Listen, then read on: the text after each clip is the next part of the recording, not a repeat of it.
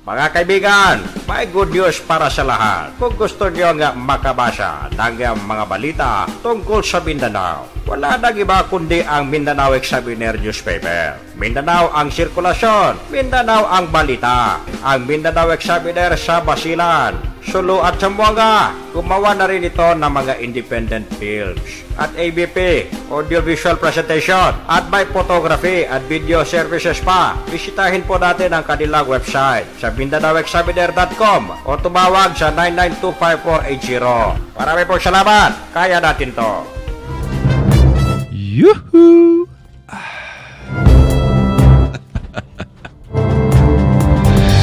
Grabe. Grabe sa init. Akala ko malamig.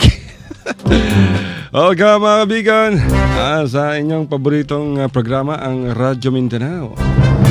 Dito lamang sa Radio Philippines Network, RPN DXXX Zamboanga City. 1008 sa inyong AM band. Tayo napapakinggan sa malaking bahagi ng Mindanao. Ito po niyo balingkod, Alasinto, nagsasabing isang mainit na hapon sa ating lahat. Okay, mayong hapon ganimong Ronda Alog. Mayong hapon sa mga sukinado, sa mga mapagmahal sa komunidad. O gisig ka daw, kumusta mo karong adlaw, hinaot nga natin sa maayong panglawas, sa maayong panghuna-huna, murag dulom-dulom na po ang kalibutan. Basig mubundag na po ulan, but anyway, bisag magkinaunsa ang kalibutan, bisag magkinunsa ng tanan, maayong hapon kaninyong tanan diha. O kumusta mo? Kinilang gihapon ang inyong suki sa kahanginan, si Abdel Disa, o welcome sa atong talmanon kining Radio Mindanao.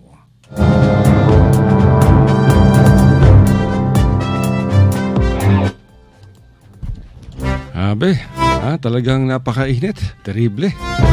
Pati bumbu na natin dito, pinapawisan. Buti sana kung bawat patak ng pawis piso. Tayo napapakinggan sa Basilan. Uy, masayang-masaya yung mga media. Nagpa-Christmas party. Christmas party, nag-year-end get-together. Ang siguro mga 6 na pong mga miyembro ng media dyan sa Basilan Province, kasama si ARMM Governor Mujib Hataman. Masayang-masaya yung mga kagawad ng media. At kasama ni Governor Mujib Hataman yung kanyang kabiyak, yung kanyang asawa, na si Congresswoman Jalia Hataman ng Anak Mindanao. Ginawa yan sa isang beach. Ano bang beach dyan sa Malamawi? Oo. Talagang marami ang dumalo at napakadami ng pagkain. So binabati natin ang lahat sa Basilan Province, si Governor Mujib Hataman, si Governor Jim Saliman, at sa lahat ng mga mayors, si Urig Purigay, si Rose Purigay, ang mayor ng Lamitan City. Yes. At siyempre sa Sulu, si Governor Toto Tan. Karoon din sila ng year-end get-together. Pero kasama ang mga lahat ng provincial government employees. At napakasaya. Ang daming empleyado ng Sulu government na siyang nasa likod ng mahusay na pamamalakad nitong si Governor Toto Tan. Kaya binabati natin ang mga taga-Sulu. Si Governor Toto Tan at lahat ng bumubuo ng provincial government, yung mga board members. Of course, si Vice Mayor Noronisa Tan, napakasipag. Napakasipag ni Vice Mayor Noronisa Tan. At siyempre kay Datu Siabandar, Dr. Sakurtan, ang dating governor ng Sulu Province. Napakasipag din, kahit private citizen na siya. Aktibong-aktibo sa mga civil works. Talaga namang lagi na imbitihan sa mga pagtitipon, meeting at upang magbigay ng kanyang speech. At sa Tawi-Tawi, sa Tawi-Tawi napakadaming problema. Yung meron sa ating nagte-text dito sa Radyo Mindanao at nagsusumbong. Talamak daw yung droga. Dyan sa Bonggao. Anong ginagawa ng mga pulisya natin dyan sa Bonggao? Dahil yung mga nagsusumbong sa atin dyan mismo sa poblasyon, yung pagbentahan ng droga. Ano ba naman yan? Dapat tignan naman to ng ating mga kapulisan dyan. Ang liit-liit nga ng Bonggao, pero talamak naman yung problema sa droga. Yan ang ayon doon sa mga nagsusumbong dito sa Radyo Mindanao. Meron nga nagsabi rito, hindi na lang muna natin na banggitin yung pangalan ng pinagbibintangan dahil hanggat wala tayong sapat na ebidensya, hindi tayo maaari mag-accuse. Pero ang problema ay meron nga isang teacher, isang guro, yung anak niya naging biktima ng droga. At ngayon ay nagtutulong-tulong ang pamilya upang maialis ang masamang bisyo dyan sa kanila. Okay, di ba, Brother Abdel? Tama yan, no? And yun ang kaibigan, ayun dito sa mga may nag-text dito sa atin, yung dito sa ating palatuntunan ng Radio Mindanao na talamak daw ang ikangang droga dyan sa Bonggao, Tawi-Tawi. And noon, doon tayo nag-aaral nung high school hanggang nakatungtong tayo ng kolehiyo diyan sa MSU. And noon, wala pa yung yata, wala pang medyo, nagbe-padbag, malakas masyado siguro yun. Noon, kasi, noong mga 70s ay wala pang, wala pang droga na sinasabi. Hindi pa namin alam anong droga na sinasabi nila. Pero yung marijuana, mayroon yata akong nakikita noon. Alam ko na yan nung kabataan namin, no? Pero itong shabu, and ngayon, medyo uso yata yan ngayon. So, ayan, talamag daw. Di ba, yung droga dyan sa Bonggao, Tawi-Tawi. Matagal na po yung panawagan ng ating presidente tungkol dyan sa yung war on drugs, no?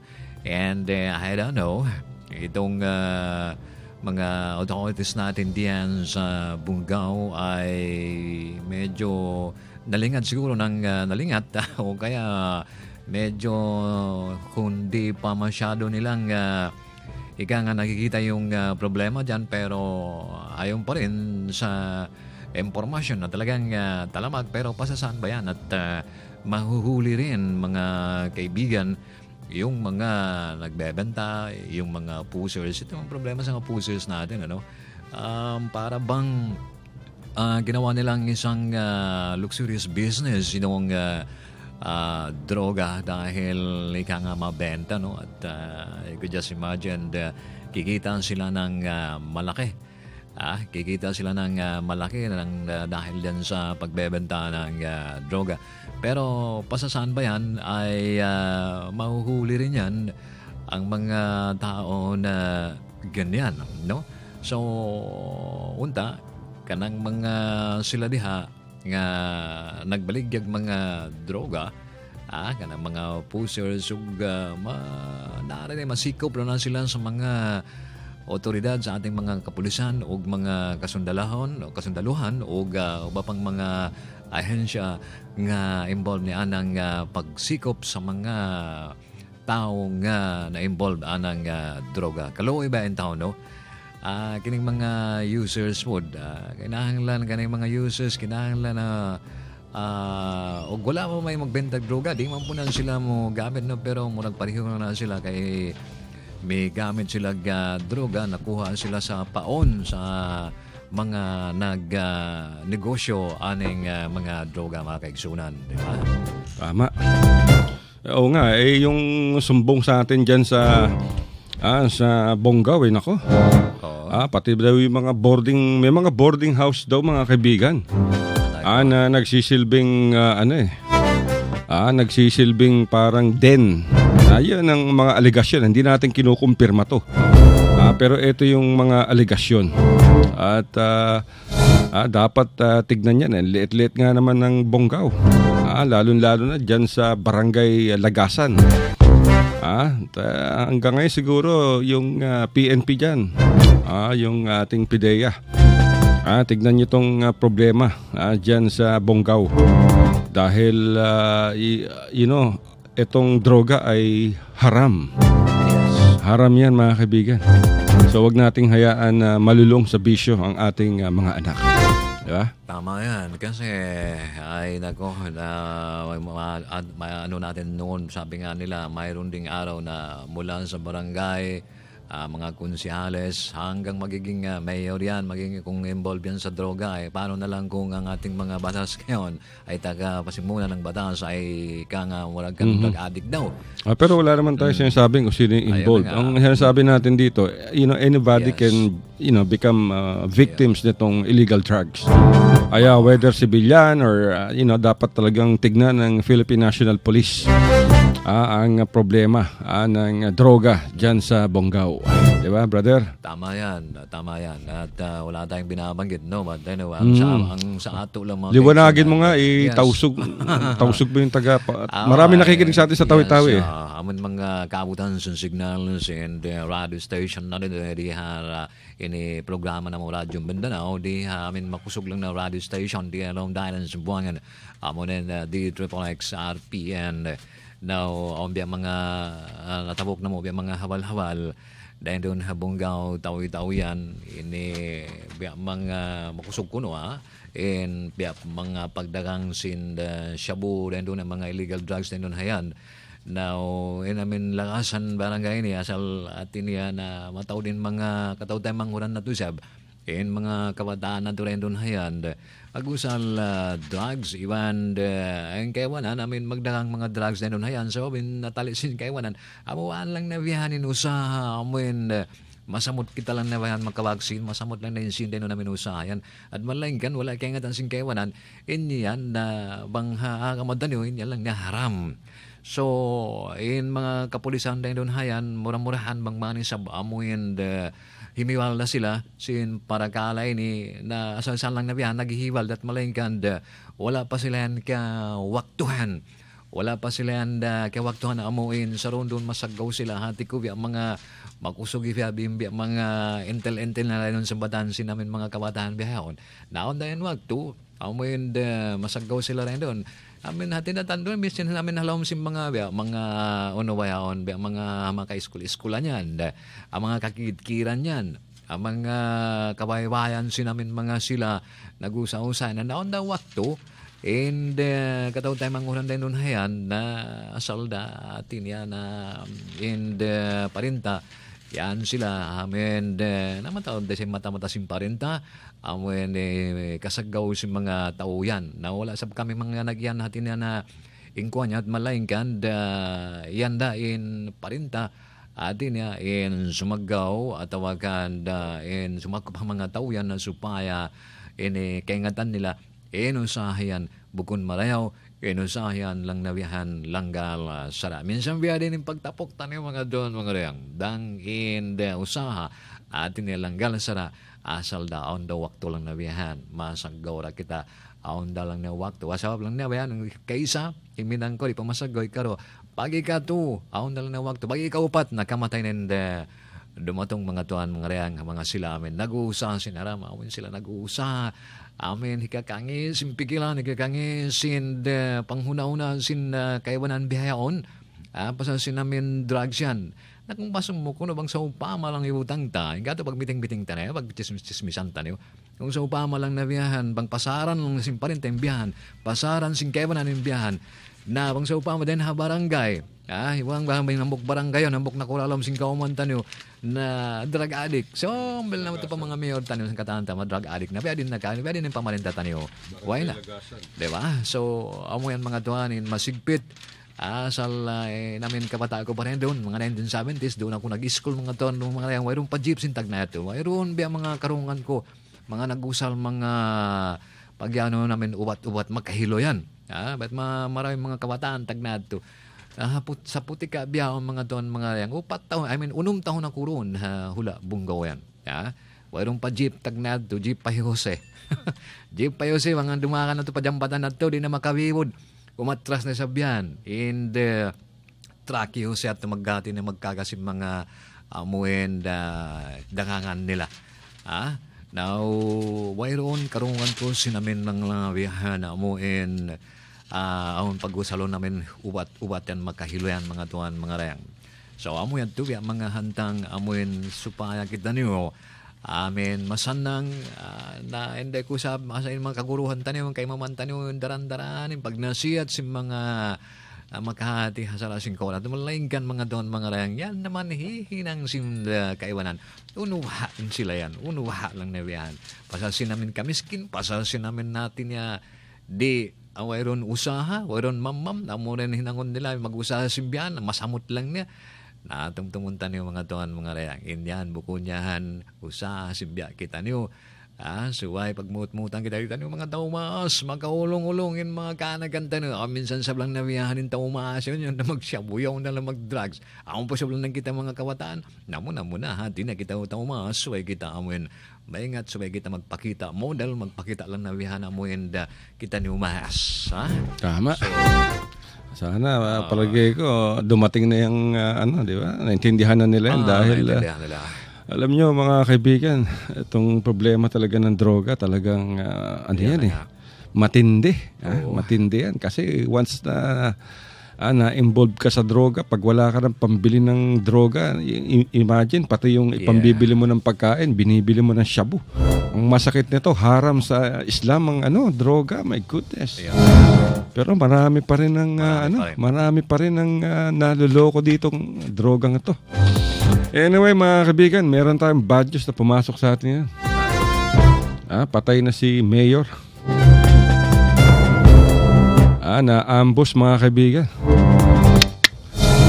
Napatay sa ambush si Mayor Muhammad Limbona ng bayan ng Pantar sa Llano del Norte. Nako.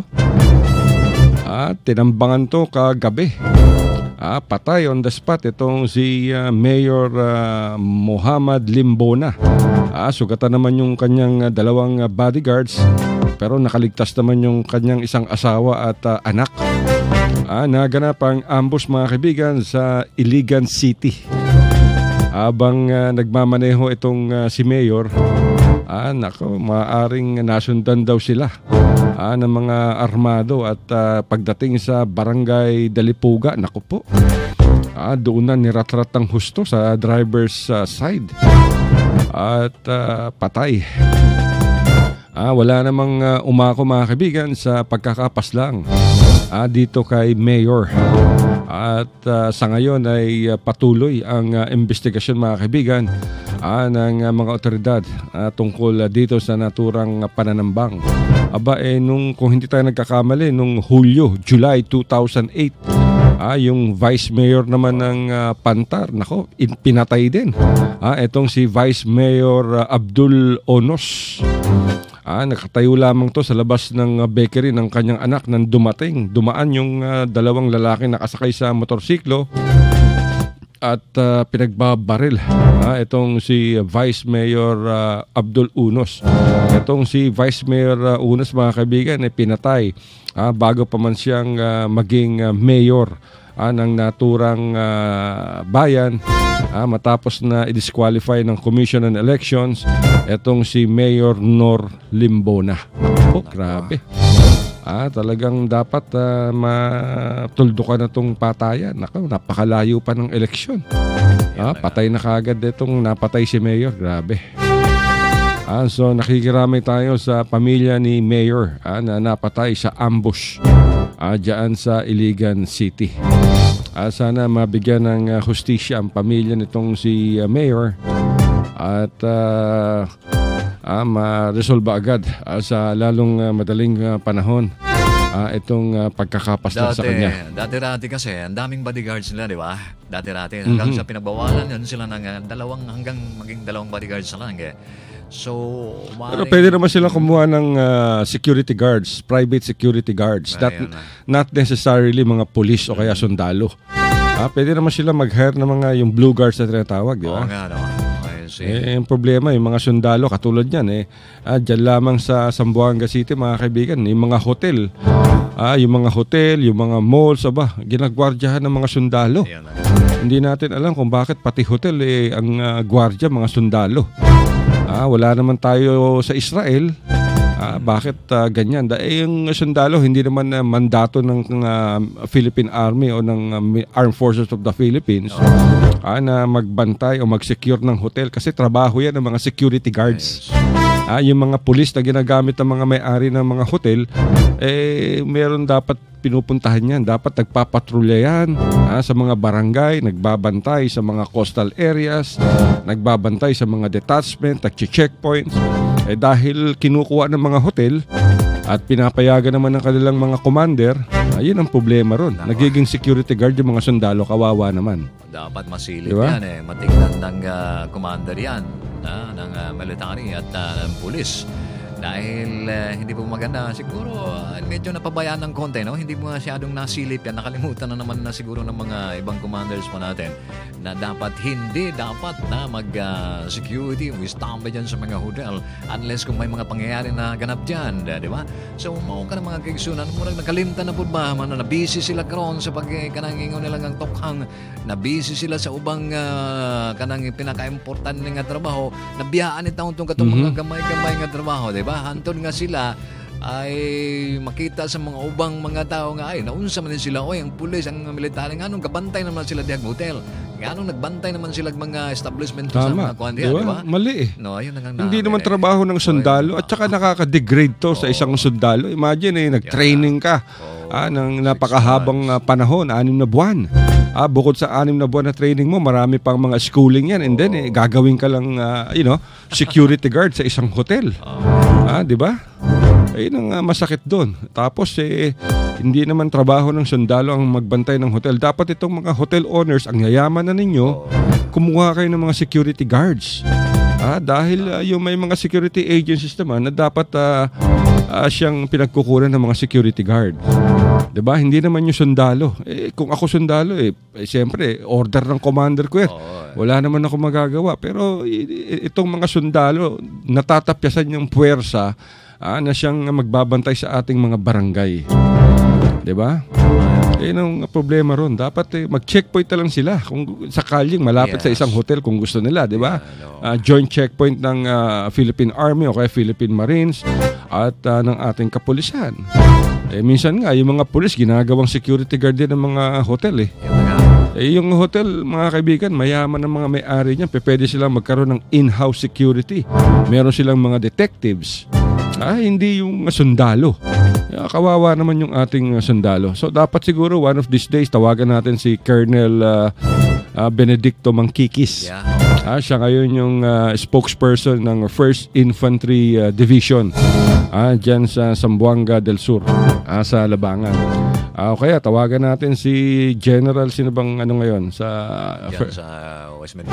Hindi, sa 1st Infantry Division. Diyan sa Pulacan, tawagan muna natin yung si Colonel Mangkikis para Mangkikis, Mangkikis para alamin po natin yung mga katubitang mga usahe lagi atong tulad ng mga kaibigan, tawagan natin si Colonel Mangkikis. Meron akong kaibigan diyan yung commander dati. Ewan ko kung siya pa rin kasi alam ko nalipat sa Sulu and then nawala sa Sulu. Kaibigan natin si General Jerry Barrientos. Siya yung dating commander ng 1st Infantry. Hindi lang tayo sigurado kung nabalik siya sa 1st Infantry Division matapos niyang hawakan yung Joint Task Force Sulu. Pero napakabait itong si General Gerardo Barrientos. Diyan pa lang siya naka-assign sa brigade sa Ipil. Kaibigan na natin itong matalik. So, nakasama ko yan noon. Tignan natin to. Oo nga, sana siya na lang ang nag-West Mingcom commander. Kaya lang, alam niyo naman mga kaibigan, yung mga ganyang commander sa mga kampo, political yan. Kung hindi ka malapit sa Malacanang, nako malabo. Pero marami namang maraming mga naging chief of staff na naging kaibigan natin dahil matagal din tayo nag-cover sa Southern Command, mga kaibigan. Natatandaan ko ang una kong kinover na commander diyan si General Orlando Soriano. Yan, napakabait itong si Soriano. At yung mga umupo dyan, naging chief of staff. Sino pa ba? Si General Jomedio Villanueva, si General Narciso Abaya, yung aking tatay-tatayan na si General Hermojines Esperon. Every time tayong nasa Maynila, doon tayo natutulog sa White House. Wow. Ang tagal ko natulog sa White House. Sikat, Pag umaalis ako, meron pa akong bodyguard na sundalo. Wow. Yung sundalo, nakabarong. Agay. Sabi ko sa kanya, huwag ka na magbabarong, t-shirt na lang. Hindi, sir, hindi pwede. Kasi sa inyo ako nakadestino ngayon.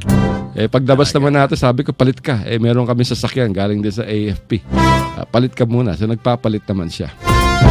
So ngayon masaya tayo at karamihan ng mga naging chief of staff katulad si tatay-tatayan ko si General Hermojines Esperon. Siya ngayon ang National Security Advisor.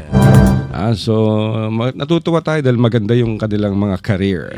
Talagang mga masisipag ika nga. Kaya lang yung isang kaibigan ko namatay. Yung isa sa pinakamatalik na kaibigan ko sa Armed Forces, mga kaibigan, si General Daniel Lucero. Nako. Lunod itong si General Daniel Lucero. Nung siya ay nasa saan ba to? Sa 1st Infantry Division yata. Pero bago siya nalunod, nagbigay pa siya sa akin ng bag na 5.11. At sa kanya rin ballistic yun, nylon. At siya rin yung nagbigay sa akin. Itong si kuya ko, si Daniel Lucero, siya yung nagbigay sa akin ng isang Kevlar helmet at body armor. Na siyang ginagamit ko pag tayo nagko-cover sa mga battle zone. Kasi sabi niya, wala kang ginagamit, Al. Oo nga, sabi ko, dahil mahal yung body armor, nasa mga 35,000 ang isa. Tapos yung isang helmet, nasa mga 20. Sabi niya, huwag kang mag-alala, bibigyan kita. At nung siya na-assign sa Armed Forces, o sa Army ba yun, yun nga, nagpadala siya. At lubos naman yung ating pasasalamat. At suportado natin ang militar noon. Sa katunayan, ako pa yung nag-direct nung kanilang television commercial na Philippine Army. At hinire ako ng Mindanao Examiner Productions upang gumawa ng television commercials. At makikita niyo yung television commercials dyan sa website ng MindanaoExaminer.com. At ayun nga lang, talagang nalunod. Di ba naging commander yan doon sa Basilan? Marami. Kahit si General General Esperon naging commander din sa Basilan. Pero itong si General Daniel Lucero talagang talagang kabagang ika nga. Marami tayong mga senior commanders na naging malapit.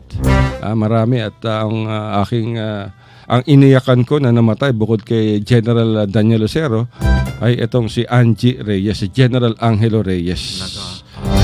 Dahil napakabait nung itong general na to, mga kaibigan, nung naging commander siya ng Southcom at naging chief of staff, naging Secretary of National Defense. Hindi nakakalimot. Pag pupunta ng Zamboanga, tatawag yan, gabi pa lang. Sabi mo, Al, kita tayo, pupunta kami sa Zamboanga. Secretary of National Defense. At nung bumili naman ako ng sasakyan na segunda mano sa Maynila, siya pa ang nagbigay ng pamasahe para dalhin yung aking nabiling lumang sasakyan sa Zamboanga City. At ang nagbigay yata sa akin nalimutan ko na yung pangalan ng opisyal. Na talagang si Servando. Si General Servando. Kilala ko yan. Okay. Kasi siya ang sidekick ni Secretary of National Defense Angelo Reyes. Kaya lang si General Angelo Reyes, mga kaibigan, na politika ng gusto, napakabait na mama. Kaya ayun, namatay. At ang sinisisi ko sa pagkamatay ni Angie Reyes itong si Jingo Estrada. Si Jingo Estrada at si Trillanes. So si Jingo Estrada ngayon nasa bilangguan. Antayin ko na lang mabilanggo itong si Trillanes. Alright mga kaibigan, mag-break man tayo at lahat ng oras. Mga kaibigan, may good news para sa lahat. Kung gusto niyo nga makabasa ng mga balita tungkol sa Mindanao, Wala nang iba kundi ang Mindanao Examiner newspaper. Mindanao ang sirkulasyon, Mindanao ang balita. Ang Mindanao Examiner sa Basilan, Sulu at Zamboanga. Gumawa na rin ito ng mga independent films at ABP, audiovisual presentation at by photography at video services pa. Bisitahin po natin ang kanilang website sa MindanaoExaminer.com o tumawag sa 9925480. Marami pong salamat. Kaya natin to. RPN Radio Philippines Network. Radyo Ronda. Triple X Zamboanga. Kapisanan ng mga broadcaster ng Pilipinas. Alright mga kaibigan, ganap ng alas 2:35 sa buong kapuluan. At kayo nakikinig pa rin sa Radyo Mindanao. Dito lamang sa Radio Philippines Network. RPN Triple X Zamboanga City, 1008 sa inyong AM band. At malayo ang nakakarating itong ating broadcast. Pati yung mga ibang himpilan sa atin pa rin nakikinig. Ito po niyo ang balingkod siyempre, Alasinto at kasama si Brother Abdel. Oo, nanaga naman kay Ksuna. Sikat kanina yung programa. Unya, daghan kay kag mga chismis dire. Siyempre, ang ubang mga media, maminaw na sila, kimukuha po na sila impormasyon ba? Naman na. Oy, nako, ha. Ano na, kumusta mo diha, mga kaigsunan? Kamu ba'y nagmerienda na diha? Kay kinahanglan natay merienda, natay balanghoy, natay kape. Unsa ba diha? Kay lami kay ba? Naghapon mo pero okay raman ang panahon, no? Bisag dulom-dulom kamay, mas ma'am. Di natin kadang taud-taud tingali, unya mga gabi. Unya gabi, punta kang ulan, kay lami kay gatuog ba? Ulan gamay, di ba? No. So, una, mga kaigsoon namon chismis diri. Pero padayon lang gyapon sa atong tulumanon ang Radyo Mindanao, din nila di Triple X. Alright. Nako, meron na namang pumasok na balita sa atin galing sa ating correspondent, yung ating stringer. Mula sa Mindanao Examiner Cotabato. Patay ang 3 katao, mga kaibigan. Ako po. Abang 2 naman ang malubhang sugatan sa nangyaring pananambang dakong 1:30 kaninang madaling araw. Nakilala ang mga nasawi na si Jerry Uyanguren at si Roland Uyanguren at ang kasama nilang si Franz Villanueva. 2 naman sa iba pang mga kasama nito. Sinasabing magkakamag-anak ay sugatan. Nangyari ang pananambang, mga kaibigan, sa bayan ng Kabakan sa North Cotabato.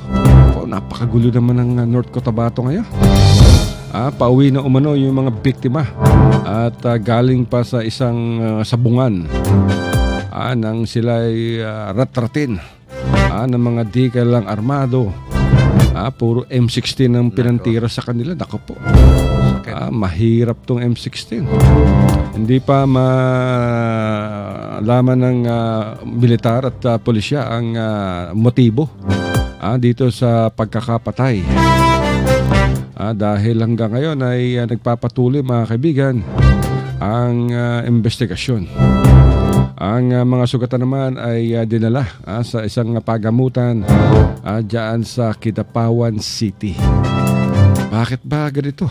Sabi ni Tatay Digong, yung one-on-one na interview sa kanya ng CNN.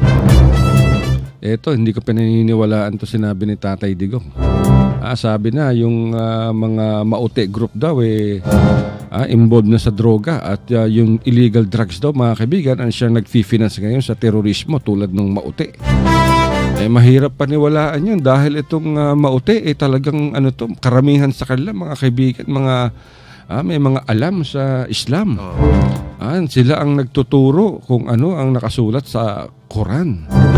At napakahigpit ng hindi ko naman pinagtatagol ang mga Maute. Pero itong sila, hindi naman sila matatawag ng mga terorista. Ang tingin ko sa Maute ay mga jihadist. Meron silang ipinaglalaban yung kanilang karapatan.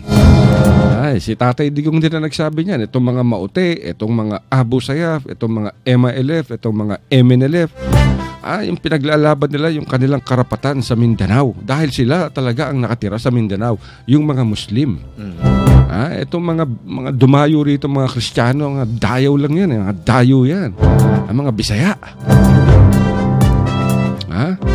Tapos sinabi ni Tatay Digong, yung droga, yung illegal drugs daw ngayon ang nagpipinas o nagpopondo sa terorismo katulad ng grupong Maute. So mahirap naman paniwalaan yun dahil yung mga Maute, bago sila sumabak sa gera, nagdadasal ang mga ito. At nag-pledge nga sila ng kanilang suporta sa Islamic State. Diba? Kaya hindi natin malaman kung sino ang nag-feed ng mga intelligence report dito kay Tatay Digong. Sila mismo hindi magkatugma eh. Alam niyo, di ba mga kaibigan, isang araw, isang gabi, sumabog sa Alyusan, sa North Cotabato. Isang bomba na itinanim sa highway ang sumabog at nahagip yung nagdaraan truck. 7 ang sugatan. At nung gabi rin nung parehong araw, Sabado, kailan ba ito? Nung isang araw lang, isang gabi, kamakalawa. Habang nanonood naman yung mga sibilyan ng boxing bout dyan sa plaza ng Hilongos sa Leyte, sumabog din yung isang improvised explosive device. Ngayon, eto nakakatawa dito. Ang sabi ni Tatay Digong, yung pagpapasabog dyan, may kinalaman sa illegal na droga. Yung pagsabog daw sa Leyte. Sabi naman nung PNP, hindi. Yung report naman nila, itong pagpapasabog sa Leyte ay may kinalaman dito ang BIFF o yung Bangsamoro Islamic Freedom Fighters.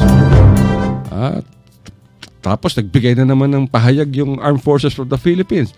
Sa amin, ang nagpasabog dyan sa Leyte ay yung mga Maute. Yung grupo nitong si Abdullah Maute. Dyan sa Lano del Sur, sa Butig. So ibig sabihin nun, sa Pangulo, ang may kasalanan daw nung nasa likod daw ng pagpapasabog sa Leyte, mga kaibigan, konektado sa illegal na droga. Pag tinanong mo naman yung pulis, sasabihin ng pulis, ang nasa likod ng pambobomba itong Bangsamoro Islamic Freedom Fighters na galing ng Mindanao. Pag tinanong naman yung Armed Forces of the Philippines, ang tumira naman ay mga Maute. Paano ba naman yan? Diba? Iba-iba sila. Sila mismo hindi magkakatugma. Ang masakit nito, pag may nag-file ng kaso, naglabas ng warrant of arrest, although hindi mo kilala kung sino yung mga suspect, manghuhula ka na lang. Sabihin mo, Maute yan. Lagay mo dyan si Abdullah Maute. Paano naman yun? May pagtatago lang ka ng sarili dahil nagtatago siya, nakikipaglaban siya. Ang masakit pa nito, mga kaibigan, hindi lamang to. Ito talagang nangyayari. Pag sa arrest warrant nakalagay doon, John Doe's, naku, yari na kayo. Pag sinabing John Doe's, kahit sino pwedeng ma-pick up. Basta sabihin lang nung isa, sige, sabihin mo, ito kasama yan. Ito kasama yan. Kasi John Doe, wala, alias yan eh. Sa Amerika, alias yan. John Doe, Jane Doe, diba? Johnny Doe. Ganun yan. Sa Basilan noon, ganyan na nangyari sa Sulu. Nung panahonan nitong si Gloria, nagkaroon ng all-out war. Nagkaroon ng mga illegal arrest. Dahil naglabas yung mga korte ng mga warrants of arrest, puro mga John Doe's. Kaya wala namang hindi naman inaksyonan to ng Commission on Human Rights. Wala tayong marinig noon. Pati yung simbahan. Tahimik. Yun ang problema. Pag nakalagay sa warrant of arrest, may John Doe's doon. Ako, kahit sino yan. Kasi pag ikaw pinick up, dadaling ka kagad sa Taguig pag Muslim ka. Paano may pagtatanggol ang sarili mo? Hindi ka naman binabasahan. Dapat basahan ka ng yung karapatan, Miranda rights, di ba? Dapat ganun. Kaya lang hindi nangyayari yan. Kahit sino dyan, pipick upin. So pagdating mo naman sa Taguig, wala ka namang kinalaman sa akusasyon sa iyo, wala ka na magagawa. Nakapiit ka na. Wala ka naman pera upang kumuha ng abogado. Hindi naman sinasabi sa iyo nung nakahuli sa iyo na meron kang karapatan upang manahimik, meron kang karapatan na kumuha sa iyong abogado. Kung wala kang abogado, ang pamahalaan na magbibigay sa iyo ng abogado, magtatanggol sa iyo sa korte. Walang ganun eh. So, ang tendency nito, yung mga kamag-anak nito, mga biktima ng illegal arrest, magre-rebelde na talaga yan. Sasanib na to sa MILF, sasanib na to sa MNLF. Worse, pupunta na to sa grupo ng Abu Sayyaf, doon na maghihigante. Dahil sa sobrang galit niya, hindi niya magantihan yung mga umaresto sa kanyang kapatid, sa kanyang ama. Kahit sinong sibilyan na lang itong titirahin ito, basta Kristiyano. Totoo yan mga kaibigan, nangyari yan. Talagang may butas yung ating batas. Kaya ito naman mga huwes na nag-release ng mga arrest warrant, dapat ito mga jendo, mahirap tong jando, mahirap yung ganun. Dahil siguro dapat magpasa ng batas ang ating Kongreso na ipagbawal na o wag nang gamitin, wag payagan, kahit ang Department of Justice, yung mga arrest warrant na may nakalagay na jando. Pangalanan talaga, di ba? Kung ang pangalan mo Pedro Penduko, o di Pedro Penduko. Kung ang pangalan mo si Juan de la Cruz, o di ang arrestuhin niyo si Mike Hanapol, si Pepe Smith, di ba? Si Wally Gonzales. Kasi Juan de la Cruz, sasabihin siya ng pulis, eto mga tingnan mo si Pepe Smith, wala, ang lalim na ng panga niya. Di ba? Baka itokhang na natin to. Ayan ang mga kaibigan. Kaya dapat talaga, hindi kasi alam ng mga sibilyan, ng mga tao, ng publiko, kung ano ang kanilang karapatan pag sila dinampot. Kunyari, nakalagay doon na ang pangalan Pepe Smith. Sinerbihan mo ng warrant para si Pepe Smith. Sabihin ni Pepe Smith, sandali. Hindi ako si Pepe Smith. Di ba? Yung Pepe, hindi yung pangalan ko wala na. Technical na yun. Yeah? Yun ang sinasabi natin dito. Mahirap yung may jandos. Kaya dapat siguro, katulad nung pagkakapatay kay Albuera Mayor Espinosa, Rolando Espinosa, bakit pinayagan ng huwes ng korte na magbigay ng search warrant sa isang bilanggo na nasa loob ng kanyang selda. Di ba? Yun talagang inoperate yun, talagang pinatay yun. Paano magpagsisilbihan ng warrant of arrest o search warrant ang isang bilanggo na nasa custody ng city jail, di ba? Gobyerno na. Oo, ng gobyerno na. Tapos pati yung mga jail guards talagang hinaras pa nila. Dinisarmahan nila. Sabi kasi ayaw kaming papasukin hindi ba naman kayo mga bugok? Bakit naman kayo papasukin domain nila yan. Wala kayong karapatang pumasok dyan. Imagine mga kaibigan, magbibigay ka ng search warrant, madaling araw. Di ba? Itong si Superintendent Marcos ang nasa likod niyan Ay na nakakalungkot yan mga kaibigan. Bueno, commercial break muna tayo, brother.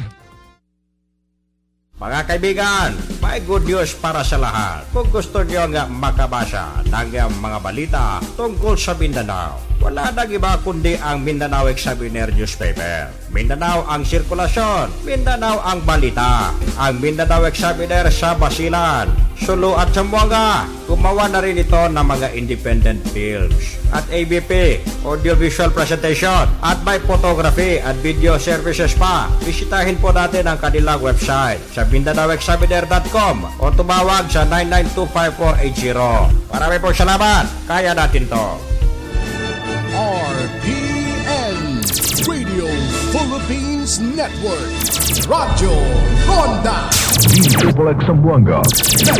Kapisanan ng mga broadcaster ng Pilipinas. Kayo nakikinig pa rin mga kaibigan sa Radyo Mindanao, dito lamang sa Radio Philippines Network.